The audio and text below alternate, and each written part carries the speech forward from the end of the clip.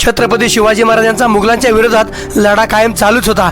त्यांनी विजापूरच्या बादशाहाच्या विरोधात बंड पुकारला आहे। मुघलांचा इतिहासकार निकोलो मनुची लिहितो की शिवाजी महाराजांनी केवळ तलवारीच्या जोरावर आपलं राज्य उभं केलं आहे। त्यांनी कित्येक लढाया करून मुघलांना नामोहरम केलं आहे आणि आपली सत्ता स्थापन केली। मुघल साम्राज्य एवढं मोठं, पण औरंगजेबला सुद्धा महाराजांनी क्षणभर विश्रांती किंवा आराम दिला नाही। या मराठी राजापायी औरंगजेबला 19 वर्ष छावणीत राहावं लागलं। औरंगजेबने कित्येक राज्य मिळवली आणि कित्येक राजांना पकडलं, पण त्याला मराठ्यांच्या पुढे कायम झुकावं लागलं। 1699च्या पत्रात निकोलो मनुची लिहितो की 21 मे 1699ला माझ्या हेरांनी मला खबर दिली की बादशाही छावणीत गोंधळ उडाला आहे, कारण चंदा नावाचा एक हिंदू सरदार महाराजांना जाऊन मिळाला आहे। मराठ्यांनी छावणीला वेढा घातला आणि बादशाही सैन्यासाठी उत्तरेतून येणारा खजिना मराठ्या लुटून नेत आहेत। त्यांनी सर्व रस्ते रोखून धरले आहेत।